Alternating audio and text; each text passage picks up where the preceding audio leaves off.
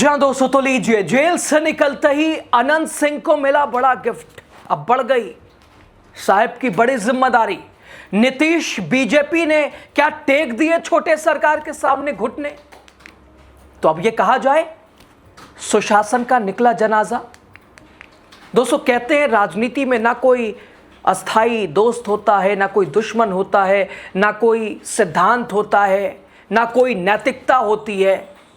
लेकिन बिहार की राजनीति ने आज एक नया कीर्तिमान स्थापित किया है।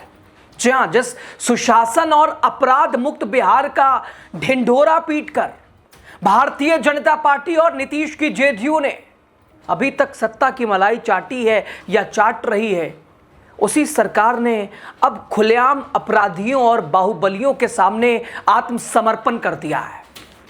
दोस्तों, आपको याद है ना, आरजेडी ने क्या शहाबुद्दीन के बेटे ओसामा साहब को टिकट दे दिया था।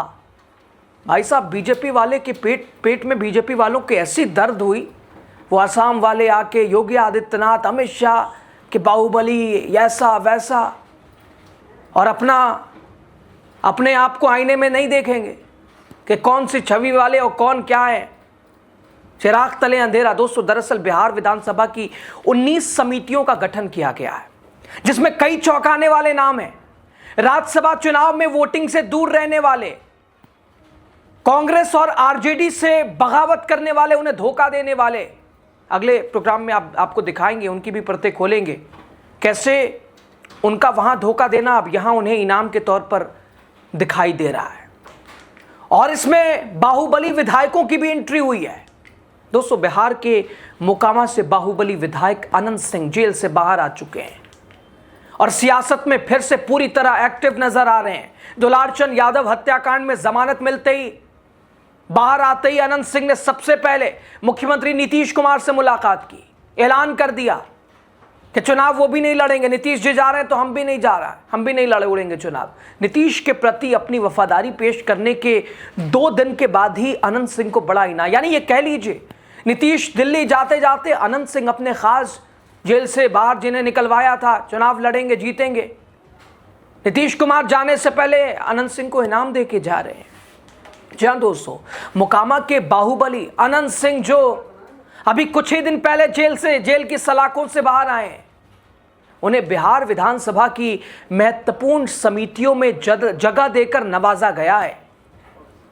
और सिर्फ अनंत सिंह ही नहीं, बल्कि एक और बाहुबली है, मनोरंजन सिंह उर्फ धूमल सिंह।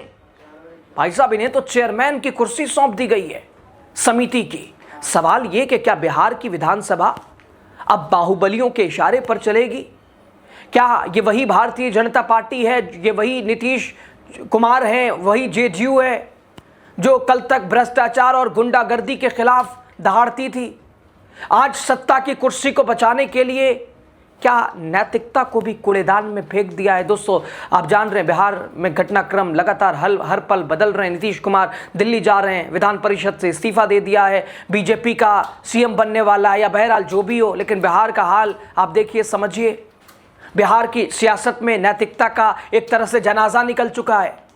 कल तक दोस्तों जिन चेहरों को देखकर कानून व्यवस्था की दुहाई दी जाती थी, आज वही चेहरे विधानसभा की समितियों की शोभा बढ़ा रहे हैं। मोकामा के बाहुबली अनंत सिंह, जिन पर हत्या, अपहरण और दर्जनों संगीन मामले, जेल से बाहर आते ही मुख्यमंत्री नीतीश कुमार के दरबार में हाजिरी क्या लगाई, मानो उनके सारे पाप ही धुल गए।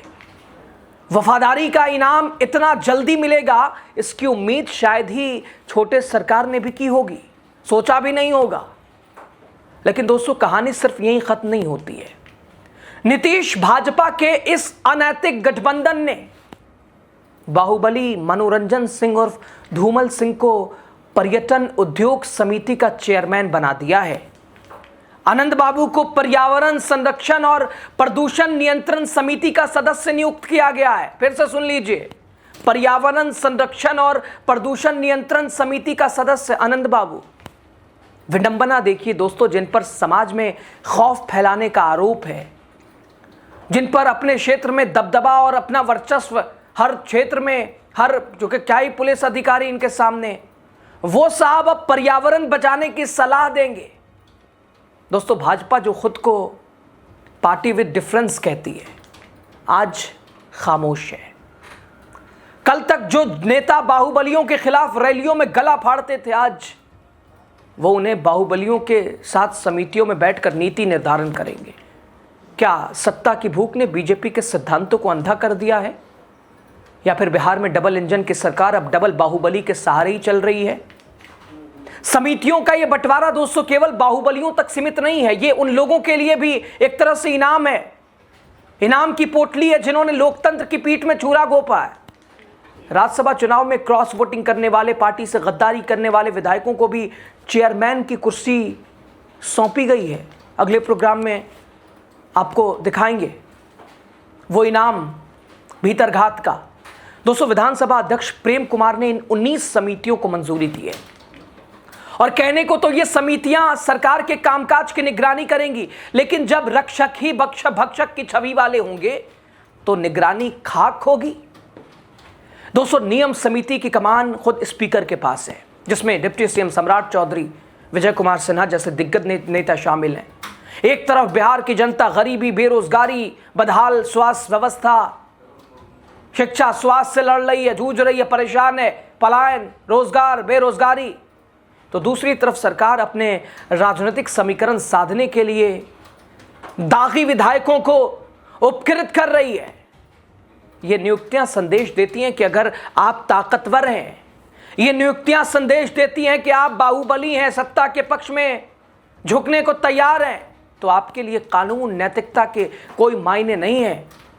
दोस्तों, अभी आपने बीते दिन देखा ना, नीतीश का जिला नालंदा, जहां मणिपुर जैसे हालात, सड़क पर महिला से अपदरता, विजुअल्स ऐसे कि आप देख भी नहीं पाएंगे उसे, चैनल की गाइडलाइंस। इधर दूसरी तरफ नालंदा के शीतला मंदिर में भगदड़, कई लोगों के मारे जाने और घायल होने की खबर। हालांकि सीएम नीतीश कुमार ने मृतकों के परिजनों को 6-6 लाख रुपए मुआवजे की घोषणा कर दी है। राष्ट्रपति से लेकर प्रधानमंत्री ने शोक जता दिया है, लेकिन लोग कह रहे हैं कि भारतीय जनता पार्टी के काल में क्या क्या देखना पड़ेगा और इन पैसों से क्या खोए हुए लोग वापस आ जाएंगे क्या? खुलकर लोग कह रहे हैं कोई व्यवस्था नहीं थी, मेले में अव्यवस्था की बात, सरकार पर सवाल उठ रहे हैं। और साहब को, भारतीय जनता पार्टी जेडीयू को अपना सीएम, अपना सपना, अपने आप को सत्ता पे बिठाने का उससे फुर्सत मिले तब तो बिहार पे देखेंगे। तो दोस्तों, क्या बिहार में कानून का राज सिर्फ किताबों तक सीमित रह गया है? विधानसभा की ये समितियां जो सरकार को जवाबदेही बनाने के लिए होती हैं सरकार की, अब बाहुबलियों के पुनर्वास का केंद्र बन गई हैं। भाजपा और जेडीयू का ये गठबंधन जिस तरह से दागियों को ढाल बना रहा है दोस्तों, उससे तो साफ है कि इन्हें विकास से ज़्यादा अपनी कुर्सी की चिंता है। खैर, बहरहाल जनता सब देख रही है।